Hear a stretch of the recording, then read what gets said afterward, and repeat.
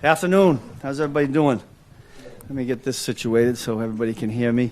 I'm not going to take long. It's great to be here in front of you all in this particular week and to still be working into mid-January. And with that, I'll open it up. What's this week like? You've been involved in title games and stuff. What's this week like, being one step away? Yeah, it's funny. I was just thinking about that, and until I looked at one of these is in the back room there that has all the back with the AFC Championship and all that. And I'll be honest with you, and maybe I'm different this way. What's going on, Ed?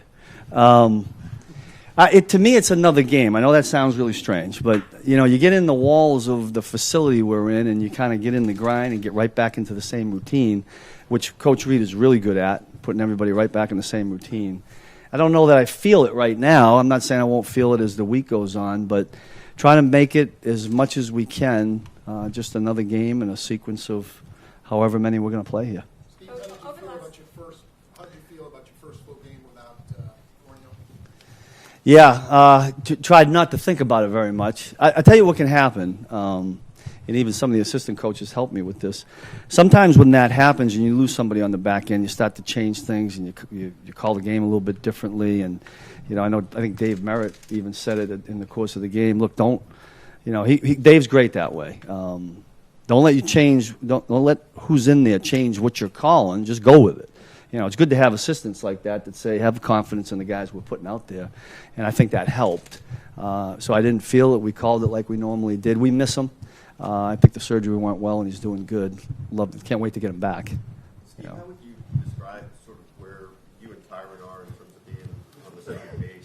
He's spoken about that before. Yeah. Sense of each other, and with that, I do wonder if you see a correlation between Tyrann's role in the room and with the defense, particularly, and Patrick's role in the room in terms of leadership. Yeah, I don't know Patrick well enough. I mean, from what I see from afar, he looks to me like the ultimate leader, and we know what he's like as an athlete and the way he is on game day. I see some of the same qualities, obviously, in Tyrann. I'm sure glad he's here. It makes my job a lot easier when you can rely on somebody like that. And there have been a number of times during the year where I've sat in my office and said, I need to convey some message to these guys somehow, some way. And ultimately what I normally do is I go to him and say, hey, look, can you steer them a little bit this way? And then usually it's, I got it, coach, and we roll. So it's good to have that. And in game action, do you feel like you know kind of by now what Tyrann's thinking, what he's doing, and how he sort of represents? I'm not sure I ever know what he's thinking because he's out there just balling up. No, he's great on the sideline. Listen, the game's emotional, so we can all get a little bit emotional. Sometimes he's calming me down. Sometimes I'm calming him down. But I think the other guys really feed off him. And so when you have that in a player, a guy they respect, they know at some point he's going to help make a play to win the game. I think that bodes well for us. Coach, something Tyrann's preached all season long is his championship swagger. How would you define that, though, from your side? I don't know if I got a definition for that. I just got my own. I don't even know what a swagger is, to be honest with you. But they have it. He has it. Most of them do. Look, to me, it's a confidence thing, right? You can't play this game or be successful in this particular game unless you're a confident player. You got to believe in yourself, right? You got to be secure in yourself. And I don't know if that's his definition, but that's what I can see. Yeah. Sorensen played 100% of defense Yeah. last week. That hasn't always been the case this season. How important is he to your defense? Yeah, he's important to us. He's important to Dave Tobe and what he does. He made some terrific plays last week that changed the flow of the game. He is as steady of a player that I've ever been around. Every day he comes in, he works at it. He's the first guy out on the field. I don't know if you're all out there when we go out for practice, but always the first guy out, never misses. He loves what he does, and he's professional in everything that he does. I'm glad we got him. What's the most important thing that you're telling your players about Derrick Henry in Sunday's game, making sure that they not only wrap up on the pass, but also some of the mental things like don't line up in the neutral zone? Yeah, well, all the mental things, it wouldn't matter who you're playing.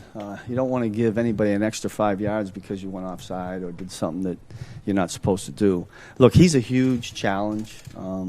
I can spit out all the tackling terms. Our guys know what they are. It's going to be a mindset, and it's going to take all 11. It's not going to be one guy tackling. It's a swarm. overpopulate the ball. We know he's going to get the ball a lot, so get a lot of people there. Did you have something? Yeah, I was just going to say, everybody in your position wants to play an opponent and force him to be one-dimensional. Yeah. They kind of come in that way, relying on That's a good point. 70% of their yards. How do they get away with that? What makes this guy so good as a runner and their offensive line so effective that they can play that way and win? Yeah, you just hit something that, look, we talk a lot about the back because he's got the ball, he's getting all the yards, and he's credited with them. But that offensive line, you talk about playing as a unit, they remind me a little bit of the old line that we had in 07 with the Giants. And I don't know if you remember that Super Bowl we were in. They ran that ball for like the first 8 minutes or something. And it was the old line and a bunch of backs. And that's what this football team does. And somehow, some way, we got to find a way to get them to third down and then win third down. Because if we don't do that, we can't get the ball back to Patrick Mahomes and Coach Reed. So that's going to be the challenge that we're going to have. With that, we'll do last one with Sam, and then we'll give them here, guys. Steve, how much freedom do you give Tyrann as far as like what he does before the snap to fake a blitz and what he does even after the snap to break off his?